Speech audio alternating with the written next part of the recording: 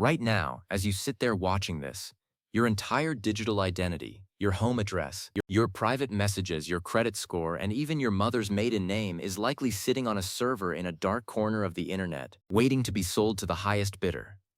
You might think you're safe because you use a complex password or two-factor authentication, but the reality is much more unsettling. In the last 20 years, we have seen a series of digital catastrophes so massive they have effectively ended the concept of online privacy. We aren't talking about small-scale phishing scams. We are talking about the total compromise of multi-billion-dollar empires. From the shadowy state-sponsored units in Eastern Europe to the teenage geniuses operating out of their bedrooms in the suburbs, the people behind these heists have rewritten the rules of the modern world. They didn't use guns or masks. They used lines of code and the psychological blind spots of unsuspecting employees. Today, we are peeling back the curtain on every major data breach that exposed millions. We are going to look at the ingenious and sometimes shockingly simple methods used to bypass the world's most advanced security systems. And we are going to meet the hackers who decided that your data was their property. We have to begin with the event that served as the ultimate wake-up call for the corporate world, the Yahoo breaches. This wasn't just one incident. It was a series of massive failures that occurred between 2013 and 2014, though the world didn't find out the full extent until much later. Initially, Yahoo reported that 1 billion accounts were compromised, which was already a world-shattering number. But later, they had to admit the truth. Every single one of their 3 billion user accounts had been touched. That is nearly half the population of the planet. The hackers didn't just get passwords. They got security questions and backup email addresses. Masterminds behind this were eventually linked to a group working with intelligence services in Russia. They used a combination of spear phishing, targeted deceptive emails, and a sophisticated technique involving forged cookies.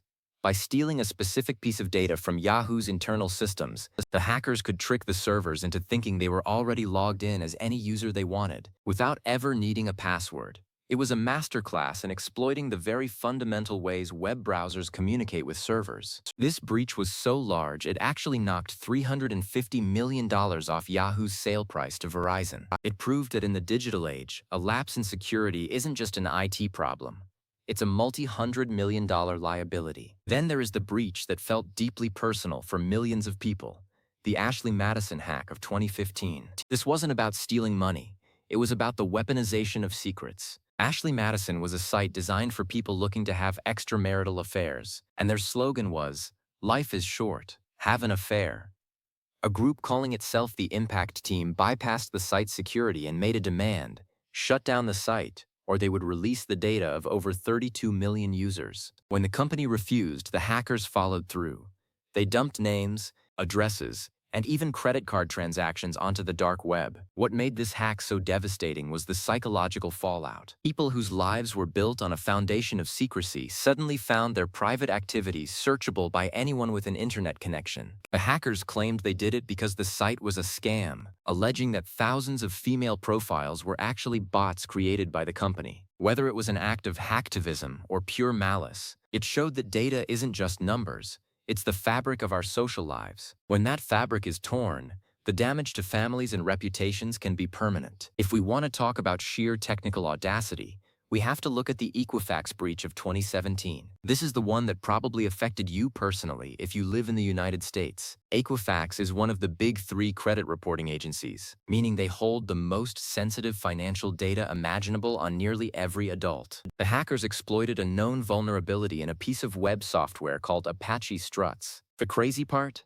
A patch for this vulnerability had been released months earlier. Equifax simply hadn't installed it.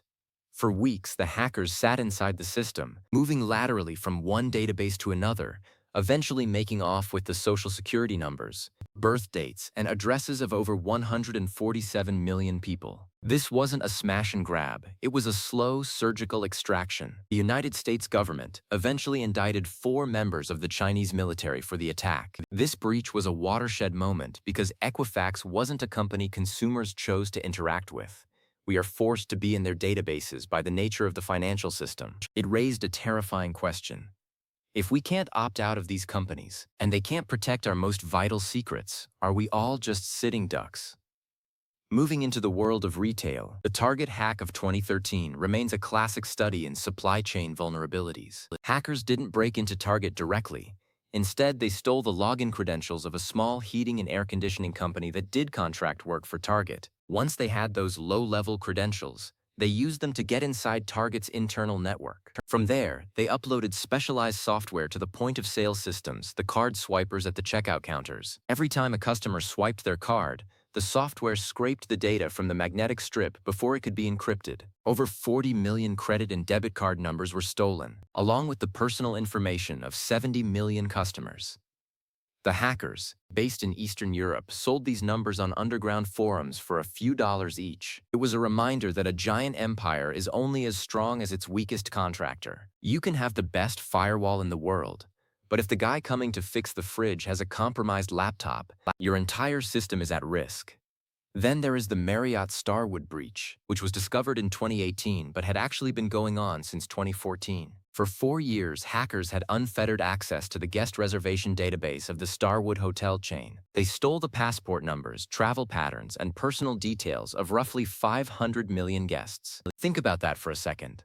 For 4 years, a foreign entity knew exactly where world leaders, business executives, and private citizens were staying, who they were traveling with, and how long they were staying. This wasn't just about identity theft. It was about global surveillance. Security researchers eventually traced the digital fingerprints back to a state-sponsored group in China. It showed that the long game is often the most dangerous. While companies are looking for immediate threats, some hackers are content to sit quietly in a corner of the network for years, slowly harvesting the most valuable information on Earth.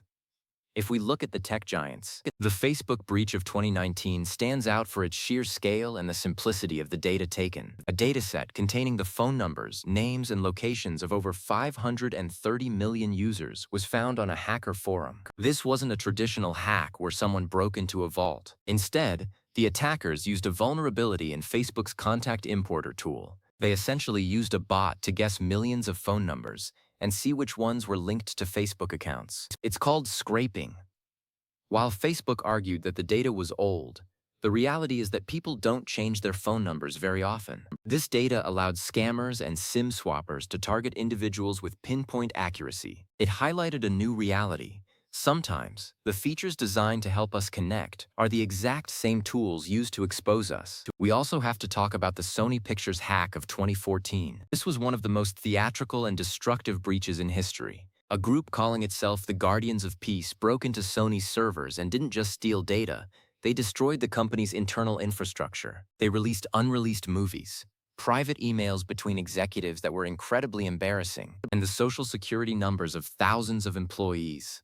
They also made threats against movie theaters that planned to show a specific comedy film about the leader of North Korea. The FBI eventually attributed the attack to North Korean state-sponsored hackers. This was a scorched earth policy. It wasn't about profit. It was about retaliation and silencing a corporation. It proved that a digital attack could have the same real-world impact as a physical blockade, bringing a massive multinational company to a total standstill. But what about the white hat hackers, who find things before the bad guys do? Sometimes, the biggest breaches are just mistakes.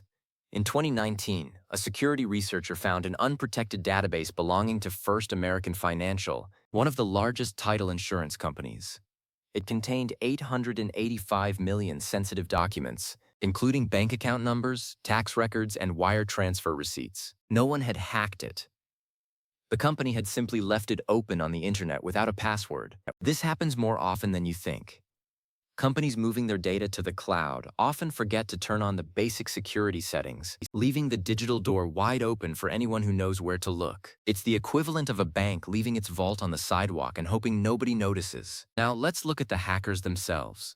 Groups like LulzSec and Anonymous became household names in the early 2010s. LulzSec, a spin-off of Anonymous, went on a 50-day rampage where they hacked the CIA, the UK's Serious Organised Crime Agency, and Sony. They did it, in their own words, for the lulz, for the entertainment. They were a small group of highly talented individuals, including a teenager from London named Jake Davis, who used the handle Topiary.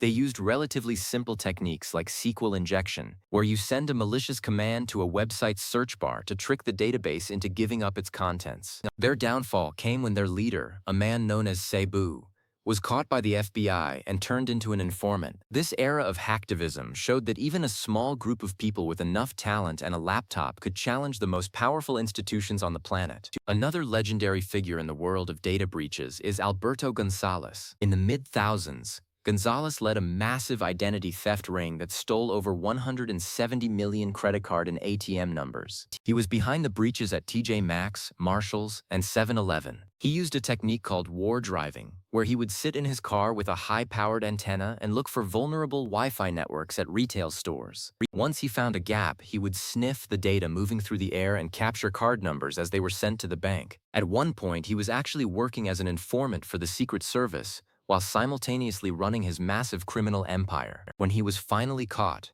he was sentenced to 20 years in prison. This story is a reminder that the most dangerous hackers aren't always in a distant country. Sometimes they are sitting in a car in a parking lot 10 miles from your house. The Canva breach of 2019 is another interesting case because it shows how modern tech companies handle these events. A hacker known as Galt, or Gnostic Players, claimed to have stolen data from 139 million users. The company was relatively transparent about it, but the hacker was part of a larger trend where a few individuals were systematically targeting unicorns, tech startups with high valuations, and then selling their databases on a specific dark web marketplace called Dream Market. This industrialization of hacking means that there are now specialized marketplaces where you can buy fresh data from specific countries or interests, almost like a digital supermarket for criminals.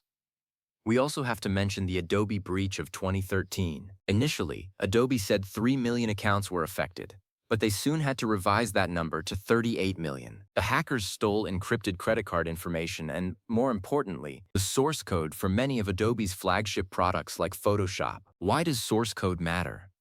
Because if you have the blueprint for the software, you can find zero-day vulnerabilities, bugs that the company doesn't even know exist, and use them to launch even more attacks. This was a foundational hack, where the goal was to get the tools needed for future operations. It showed that the value in a hack isn't just the user data, it's the intellectual property that runs our digital lives. One of the largest but least discussed breaches involved an Indian government database called Aadhaar. This system contains the biometric data, fingerprints, and iris scans for over 1 billion citizens. In 2018, it was reported that access to this database was being sold on WhatsApp for about $7. For that small fee, anyone could enter a person's identification number and get their name, address, and photo.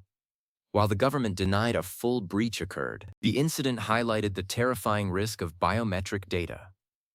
You can change your password, and you can change your credit card, but you cannot change your fingerprints. Once biometric data is out in the world, the concept of uniqueness is compromised forever. The Ledger hack of 2020 is a cautionary tale for the world of cryptocurrency. Ledger is a company that makes hard wallets, devices meant to keep your Bitcoin safe. While the wallets themselves weren't hacked, the company's marketing database was. 270,000 names, phone numbers, and home addresses of crypto owners were leaked. This led to a wave of physical threats and targeted phishing attacks. If a hacker knows you own a significant amount of Bitcoin and they have your home address, the threat moves from the digital world into the real world. It proved that even companies dedicated to extreme security can fail at the basic level of managing a customer list. What about the shadow brokers hack of 2017? This was perhaps the most consequential leak in history. A group calling themselves the Shadow Brokers released a suite of hacking tools that they claimed had been stolen from the National Security Agency, NSA. One of these tools was an exploit called Eternal Blue. Shortly after the leak, a massive worldwide ransomware attack called WannaCry used Eternal Blue to infect hundreds of thousands of computers, including the UK's National Health Service. Hospitals were forced to turn away patients as their systems were locked behind a demand for Bitcoin. This wasn't just a data breach. It was the release of a digital contagion. It showed that the weapons built by governments for cyber warfare can eventually fall into the hands of criminals, with devastating consequences for ordinary people. The Dropbox breach, which was discovered in 2012 but was actually much larger than originally reported, involved 68 million accounts. The source of the breach? An employee who had reused their password from LinkedIn. LinkedIn itself had been hacked months earlier. This is the domino effect of data breaches. If you use the same password for your Netflix, your bank, and your work email, a breach at one creates a highway into all of them. Hackers use credential stuffing, automated software that tries millions of stolen username and password combinations on thousands of different sites. It is high-speed, automated identity theft, and it's why password hygiene is no longer optional. Let's look at the hackers of the Revil and DarkSide groups. These are the modern ransomware-as-a-service gangs. They were behind the Colonial Pipeline hack that caused a fuel shortage on the US East Coast and the JBS meat processing hack. They operate like legitimate businesses, with help desks for their victims and affiliate programs for other hackers. They don't just steal data, they double extort you. First, they encrypt your data so you can't use it. Then, they show you a sample of the data they've stolen and threaten to leak it to the public unless you pay an extra fee. They are the new digital mafias of the 2020s. Operating with a level of impunity that makes them almost impossible to catch because they live in jurisdictions that refuse to cooperate with international law. What have we learned from all of this? First, we've learned that security through obscurity is a myth. No company is too big to fail, and no person is too small to be targeted. Second, we've learned that the human element is always the weakest link. Most of these billion-account breaches started with a single person clicking on a link they shouldn't have, or a single IT admin forgetting to install a patch. Third, we've learned that data is the new oil. But unlike oil, it is incredibly easy to move and impossible to clean up once it's been spilled. The hackers behind these breaches aren't always geniuses. Some are, like the ones who found the forged cookie vulnerability at Yahoo. But many are just persistent. They are like a burglar who walks down a street and tries every door handle until one opens. They use automated tools to scan millions of websites for known bugs. They send out 10,000 emails knowing that only one needs to work. They are playing a game of numbers, and in a world where billions of us are online, the numbers are always in their favor. So how do you protect yourself? If the billion-dollar companies can't keep their doors shut, what hope do we have? The answer is to reduce your attack surface. This means using unique, complex passwords for every single site. Use a password manager so you don't have to remember them. Turn on multi-factor authentication, MFA, on everything, especially your primary email. Your email is the key to your entire life because it's how you reset your passwords elsewhere. If a hacker gets into your Gmail or your Outlook, they have everything. Also, be stingy with your data. Does that random app really need your birthday and your phone number? If they don't have it, they can't lose it. The history of data breaches is a history of our own digital adolescence. We built the internet for speed and connection, not for security. We are now living through the growing pains of that choice. Every major breach is a data point that helps us build better defenses for the future. We are moving toward a world of zero-trust architecture, where systems constantly verify your identity, rather than just assuming you are who you say you are because you have a password. As we look at the names, Yahoo, Equifax, Target, Marriott, they serve as tombstones for the old way of doing things. They remind us that the digital frontiers are still wild, and that the outlaws are still out there, finding new ways to bridge the gap between their screens and our lives. But by understanding the methods of the impact teams and the shadow brokers, we can start to build a more resilient digital world. Knowledge is the only true defense. Thank you for joining us on this tour of the most massive digital heists in history. It's a sobering look at how far we've come and how much work we still have to do. The next time you see a software update notification on your phone, don't ignore it. That update might be the patch that stops the next Equifax-level event from happening to you. Your data is your story, your wealth, and your identity. Take the time to lock the door. The hackers are already trying the handle. Stay curious, stay skeptical, and most importantly, stay secure in this ever-changing digital landscape. There is a world of code out there, and while some of it is built to help us, some of it is built to find us. Make sure you're ready for both.